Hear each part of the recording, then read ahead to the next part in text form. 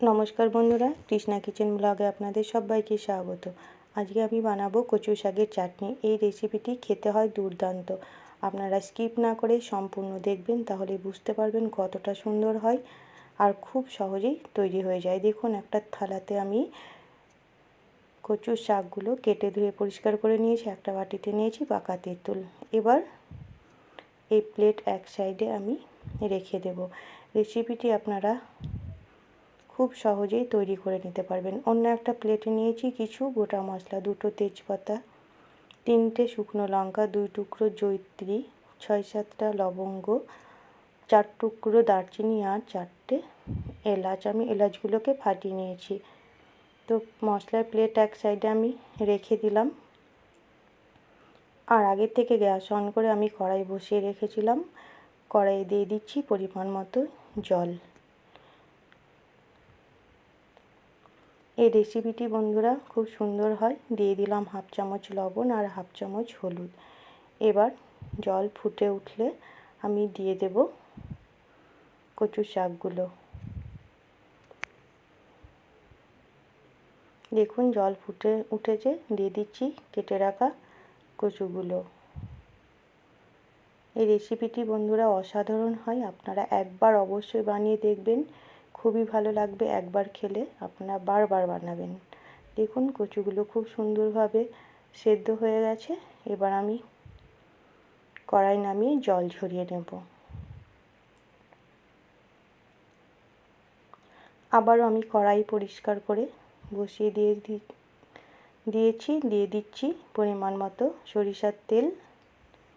তেল গরম হয়ে গেছে, দিয়ে দিলাম 1/2 চামচ 5 ফোড়ন আর 1 চামচ আদা বাটা। এখানে বড় চামচের 1 চামচ আদা বাটা দিয়েছি।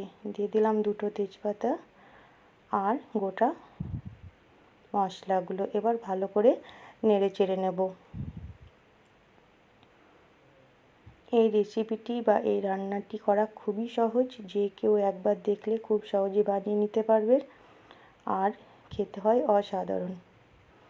এবার সেদ্ধ করে রাখা কচু শাক বা কচুর ডাল আমি দিয়ে দিলাম।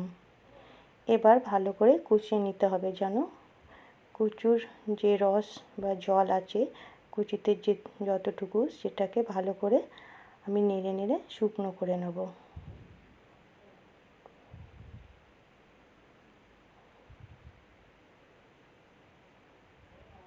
দেখুন, আমি খুব সুন্দর করে ভালো করে নেড়ে নেড়ে জলটাকে শুকিয়ে নিচ্ছি।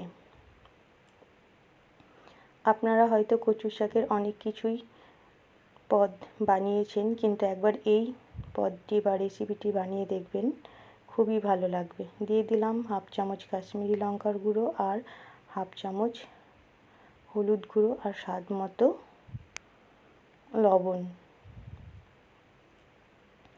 আবারও একসঙ্গে ভালো করে আমি নেড়ে কষিয়ে নেব। আপনারা দেখতেই পাচ্ছেন বা বুঝতেই পারছেন রেসিপিটি কত সোজা। আর আপনারা রান্না করে যদি একবার খান, বারবার বানাবেন, আমি গ্যারেন্টি দিচ্ছি। দেখুন, আর কোনো জল নেই। দিয়ে দিলাম তেঁতুলের পাল্প বা তেঁতুলের কাঠ। আবার একসঙ্গে ভালো করে আমি নেড়ে কষিয়ে নেব।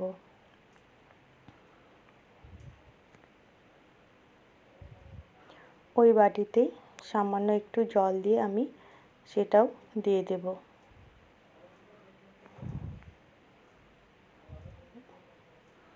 দেখুন, রান্নাটা বন্ধুরা কতটা সোজা।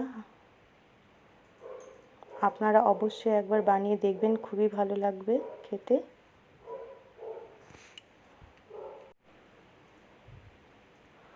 দেখুন, খুব সুন্দরভাবে ফুটে উঠেছে। দিয়ে দিচ্ছি চিনি। এখানে আমি 100 গ্রাম চিনি দিয়েছি। আপনারা যে যেমন মিষ্টি খাবেন সেই মতো চিনি দিতে পারেন।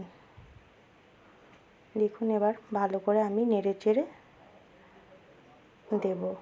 দেখুন, কিছুক্ষণ বাদ ফিরে আসলাম। চাটনি পুরো রেডি হয়ে গেছে। এবার আমি আর একটু নেড়ে আমি নামিয়ে নিয়ে অন্য পাত্রে সার্ভ করে দেব। কালারটা দেখুন বন্ধুরা কত সুন্দর হয়েছে, আর খেতেও কিন্তু অসাধারণ হয়।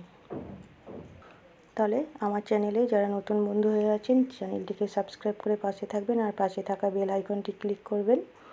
আর যদি রেসিপিটি ভালো লাগে লাইক শেয়ার কমেন্ট করবেন, এবং ফ্রেন্ডস ও ফ্যামিলির মধ্যে প্রচুর শেয়ার করবেন। তাহলে তৈরি হয়ে গেল কচুর শাকের চাটনি। সম্পূর্ণ রেসিপিটি দেখার জন্য আপনাদের অসংখ্য অসংখ্য ধন্যবাদ বন্ধুরা। আবারও চলে আসবো নতুন কোনো ভিডিও নিয়ে। ততক্ষণ আপনারা ভালো থাকবেন এবং সুস্থ থাকবেন।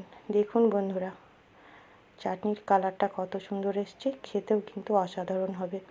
আপনারা অবশ্যই একবার বানিয়ে দেখবেন, দিয়ে কমেন্ট করে জানাবেন কেমন হয়েছে বন্ধুরা।